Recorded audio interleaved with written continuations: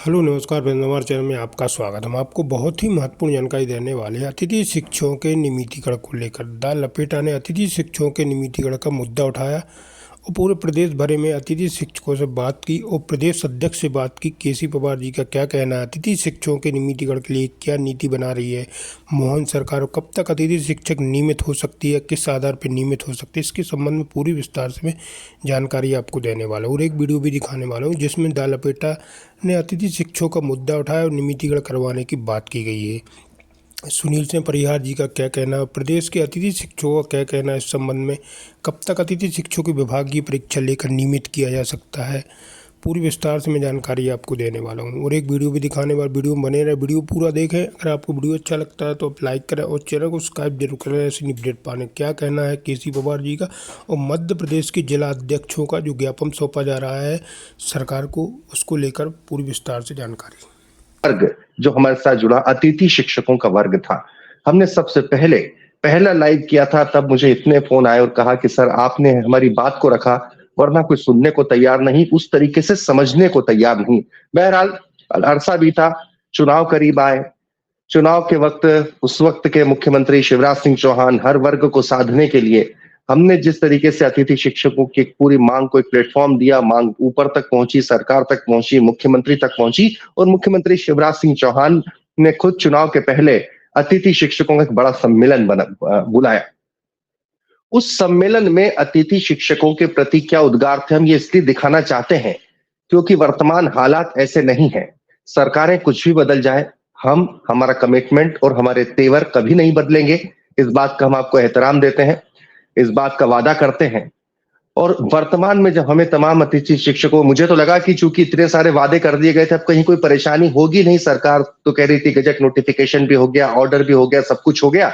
लेकिन जिस तरीके से अतिथि शिक्षक संघ के प्रदेश अध्यक्ष में अन्य लोगों ने जब कहा कि हालात क्या है, ये हम उनकी जुबानी सुनेंगे, उनसे तमाम अतिथि शिक्षकों से जुड़ेंगे और फिर एक बार गुजारिश करेंगे कि मोहन सरकार से कि कम से कम आप ही सुन लीजिए। लेकिन उससे पहले उस वक्त के मुख्यमंत्री शिवराज सिंह चौहान ने चुनाव के चंद दिनों पहले, आचार संहिता लगने के चंद दिनों पहले अतिथि शिक्षकों के सम्मेलन में क्या कहा था, जरा वो सुनिए।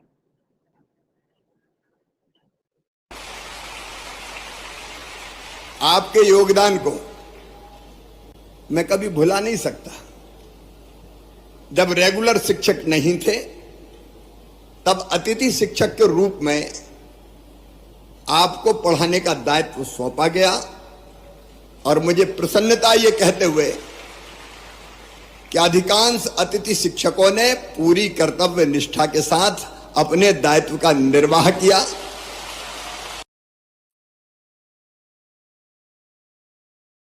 सुना आपने, ये उद्गार थे उस वक्त के मुख्यमंत्री। इसी सम्मेलन में उन्होंने घोषणा की थी कोई अतिथि शिक्षक बाहर नहीं होगा, कॉन्ट्रैक्ट बार बार रिन्यू नहीं करना पड़ेगा, अतिथि शिक्षकों को शिक्षक भर्ती परीक्षा जब निकलेगी अतिरिक्त बोनस मार्क दिए जाएंगे और मानदेय जो है वो बढ़ाने की घोषणा की थी।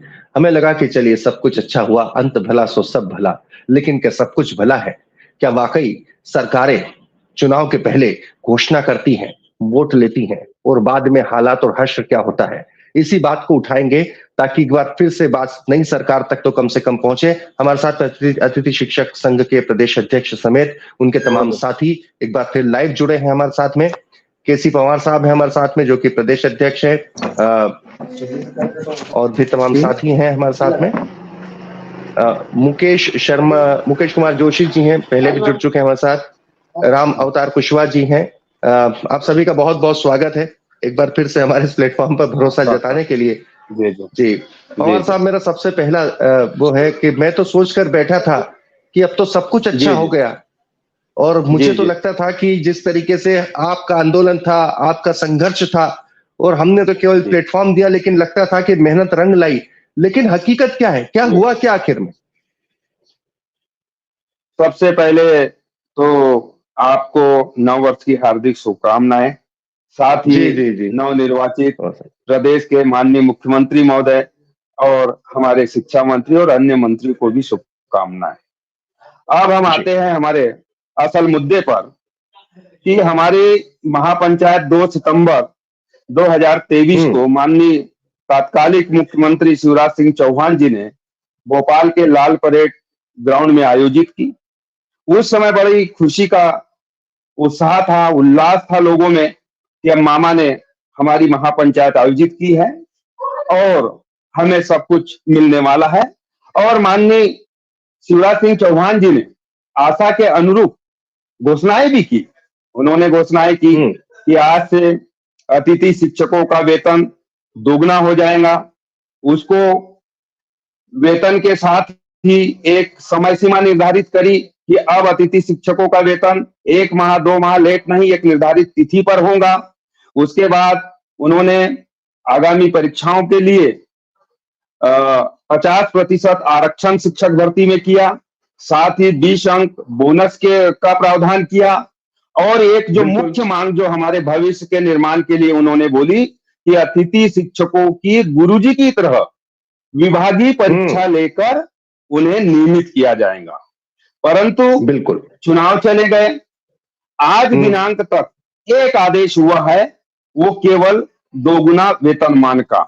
बाकी के आदेश की हम सारे मध्य प्रदेश के 70,000 अतिथि शिक्षक हम इंतजार कर रहे हैं कि अब आदेश होगा, आज होगा, कल होगा। इसी इंतजार में हम लोग बैठे हुए हैं। अच्छा, एक बात बताइए पवन साहब, जो आदेश हुआ है वो केवल जो मानदेय दोगुना करने का था, लगभग दोगुना करने का था, मुझे लगता है कि जी जी जी जी जी वो केवल वही हुआ है। हाँ, एक आदेश हुआ है कि जो पहले हमें 5,000 मिलता था वर्ग 3 में, अब उन्हें 10,000 मिलेगा। जो हमें वर्ग 2 में हमें 7,000 मिलता था, उन्हें 14,000, और वर्ग 1 में 9,000 मिलता था, तो अब 18,000 मिल रहे हैं। और कुछ जगह इसका भुगतान भी हो चुका है और कुछ जगह होने का है। हो सकता है ये कोई प्रक्रिया में है, परंतु एक आदेश हुआ है। बाकी सारे आदेश का हम सारे 70,000 लोग इंतजार कर रहे हैं कि अब जब नई सरकार बनी है, अब मामा तो रहे नहीं, परंतु मामा का घर हमारे लिए खोल के रखा है। हम उनसे भी जाएंगे कि आपने जो घोषणाएं करी है तो उन पर क्रियान्वयन हो।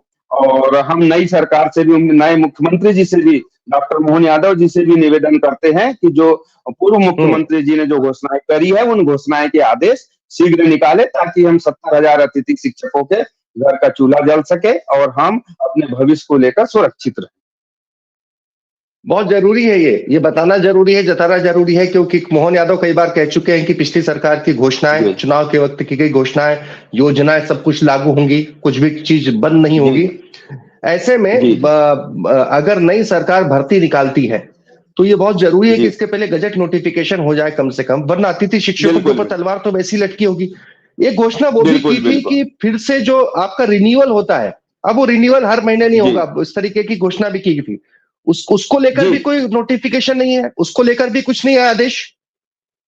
आज वर्तमान में सबसे बड़ी समस्या वही आ रही है कि जो महापंचायत में माननीय शिवराज सिंह चौहान जी ने कहा था कि अतिथि शिक्षकों का 1 वर्ष का अनुबंध होगा, मतलब आपको प्रमोशन से आ जाए, चाहे ट्रांसफर से आ जाए, चाहे सीधी भर्ती हो, आपको बीच सत्र में निकाला नहीं जाएगा। आज क्या हो रहा है कि प्रमोशन से लोग आ रहे हैं, हमारे अतिथि शिक्षक बिल्कुल दर दर भटक रहे हैं। संकुल प्राचार्य जो जिला शिक्षा अधिकारी है वो उन्हें मौखिक रूप से कह रहे हैं कि आपको साला नहीं आना है, क्योंकि एक पद पर 2 लोगों का वेतन नहीं निकलेगा, परंतु लिखित में नहीं दे रहे हैं। और हम उन्हें, हमारे अतिथि शिक्षकों से निवेदन करते हैं कि जहां पर भी संस्था प्रमुख अगर आपको कहता है कि भाई आप कल से स्कूल ना आए क्योंकि यहाँ प्रमोशन से लोग आ गए, तो हम चाहते हैं कि संस्था प्रमुख या संकुल प्राचार्य हमें लिखित में दे, ताकि हम सरकार को बता सके कि माननीय मुख्यमंत्री जी ने कहा था कि 20 सत्र में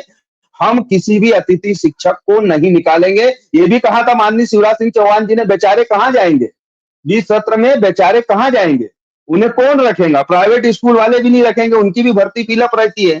तो हम सरकार से निवेदन करते हैं कि 20 सत्र में अतिथि शिक्षकों को ना निकाला जाए, और 1 साल जो अनुबंध की बात की है कि जब अतिथि शिक्षक उस पद पर पदस्थ होगा तो उसका अनुबंध किया जाए कि उन्हें 20 सत्र में ना निकाला जाए।